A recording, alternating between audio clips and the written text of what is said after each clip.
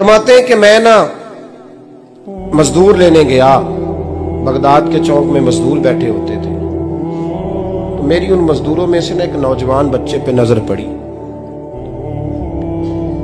बड़ा कमजोर सा वजूद था, लेकिन चेहरे पर इबादत का निशान था। माथा बताता था कि नमाज का बड़ा ख्याल रखता है। मैं उसके करीब गया।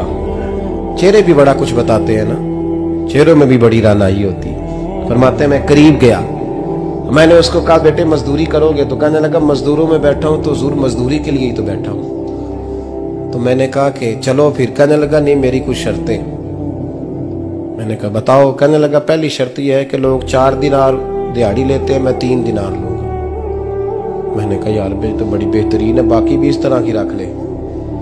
उसने कहा हुजूर दूसरी शर्त यह है कि मैं आपकी मुकम्मल बात मानूंगा, लेकिन जब अजान हो जाएगी फिर आपकी नहीं सुनूंगा।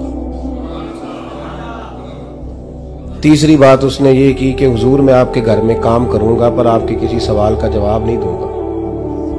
कहते मैंने कहा यार तू बड़ा अजीब है, शर्तें तो मालिकों की होती हैं। कहने लगा जी बहरहाल मैं शर्तें लगा के जाता हूं। फरमाते मैं उसे घर ले आया,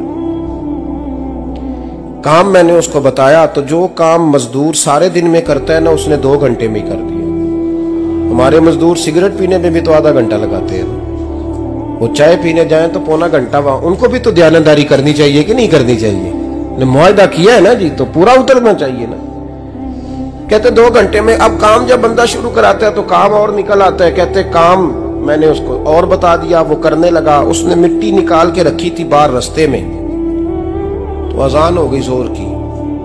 उसने वहीं कुदाल छोड़ी कही और चलने लगा। तो मेरा बेटा कहने लगा इसको जरा बराबर कर दो। कहने लगे चुप कर जा, तेरे बाप से बात हुई थी, जब अजान होती है तो मैं किसी और की नहीं सुनता, सिर्फ अल्लाह रसूल की सुनता हूं। कहते मस्जिद चला गया, नमाज पढ़ के आया तो दोपहर का वक्त था। मेरी बीबी कहने लगी इसको को खाना खा ले। कहते हमने कहा खाना खा लो, तो कहने लगा मैंने रोजा रखा, रमजान भी नहीं था, नफली रोजा रखा हुआ। फरमाते हैं शाम हुई, मैंने 3 दिनार दिए। तो मैंने कहा तेरा नाम क्या है? कहने लगा मैंने आपसे कहा था मैं किसी सवाल का जवाब नहीं दूंगा। तो वो चला गया। अगले दिन मैं फिर लेने गया उसे, काम कुछ और निकल आए। तो लोगों ने बताया वो सिर्फ हफ्ते वाले दिन आता है। मैंने कहा क्यों? कहने लगे जी वो कहता है मेरा हफ्ते का खर्चा 3 दिनार है, जब 3 दिनार कमा लेता हूं तो बाकी सारा टाइम अल्लाह रसूल की जिक्र में गुजार दिया करता हूं। फरमाते हैं जी अगले हफ्ते मैं फिर लेने गया। मैंने पूरा हफ्ता इंतजार किया कि काम उसी से कराना है। मैं जब गया तो मैंने कहा चलो। कहने लगा मेरी शर्तें याद है ना?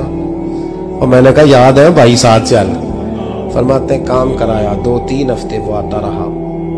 एक हफ्ते में गया तो लोगों ने कहा हुजूर आज नहीं आया। क्यों? कहने लगे बीमार हो गए। कहाँ घर है? कहने लगे बगदाद के कब्रिस्तान के पीछे जो कच्ची आबादी है उसमें रहता है।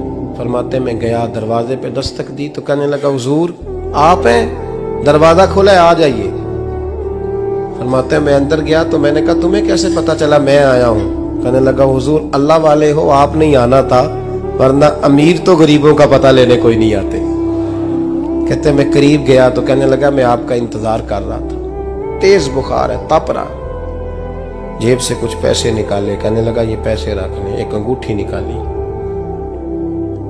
कहने लगा हुजूर आज रात को मेरा इंतकाल हो जाएगा, इन पैसों का कफन खरीद के सुबह जनाजा पढ़ के मुझे दफन कर देना, और जब दफन करो तो ये अंगूठी लेके असर के बाद हारून रशीद के पास जाना। आप उसे कहना मैंने मिलना है, पर वो आपको टाइम नहीं देगा। आप उसको आवाज दीजिएगा कि तेरी एक अमानत है मेरे पास, फिर वो आपसे मिलेगा तो अंगूठी दे दे, फिर आप मेरी तरफ से फारिग हैं। हजरत फरमाने लगे तेरा नाम? और कहने लगा हुजूर वक्त थोड़ा है, आज रात मैंने जाना है, बड़ी लंबी माफी मांगनी है रब करीम से, अगर मुनासिब समझे तो मुझे अपने रब से तन्हाई कर दे। फरमाते हैं मैं आ गया, पर उसकी बातों ने मुझे सारी रात सोने नहीं दिया। फरमाते हैं सुबह बड़ी मुश्किल से सूरज निकला, मैं गया दरवाजे पे हाथ रखा तो दरवाजा खुला हुआ था। अंदर दाखिल हुआ तो खुशबुएं मेरा इस्तकबाल कर रही थी। जब चेहरे से कपड़ा हटाया तो उसका तो इंतकाल हो चुका। इंतकाल हो चुका है, ऐसे जैसे किसी का दीदार करके सोया। कहते मैं तो 2 आदमी ले गया था जनाजे पे, पर पता नहीं दुनिया किधर किधर से आई, कहां कहां से। अखा जदों मीटियां जमाना मैनू रोवेगा, अपना ते अपना बेगाना मैनू रोवेगा। फरमाते हैं मैं तो 2 बंदे ले गया था, पर पता नहीं मखलूक कहां कहां से आई। जनाजा पड़ा, दफन किया। हारून रशीद के पास में असर के बाद गया, मैंने बुलाना चाहा पर बादशाह था, मेरी तरफ देखा ही नहीं। मैंने उसको कहा तेरी ये कमानत मेरे पास है। फरमाते हैं वो मुझे कोने पे ले गया, क्या बात है, कमरे में बुलाया, मैंने अंगूठी दी। हारून रशीद तो चीखे मारने लगा, कहने लगा अंगूठी वाला कहाँ है? मैंने कहा वो तो इंतकाल कर गया। कहने लगा मुझे कब्र पे ले चल। कहते मैं कब्र पे लाया तो वो लेट गया, तड़प के रोने लगा।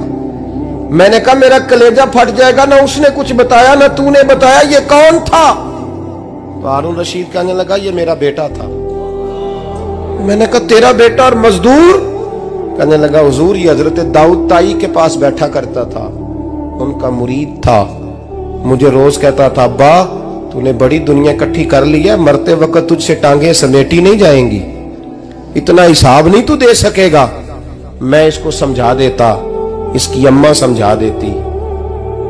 ये रोज हमें कहता छोड़ दो, आ जाओ अल्लाह रसूल की बारगाह में झुक जाएं, हम समझ। एक दिन ये चला गया, कहने लगा फिर तुम्हारा रास्ता और है और मेरा रास्ता और है। ये सोने की अंगूठी गलती से इसके पास रह गई, गलती से हीरे की अंगूठी चली गई। कहने लगा देखो मेरे बेटे ने आज वो भी वापस कर दी है। फिर तड़प के कहने लगा हारून रशीद था तो ये मेरा बेटा, पर मेरा मुर्शद निकला, मेरा पीर निकला। भाई जिंदगी तो बड़ी थोड़ी है ना।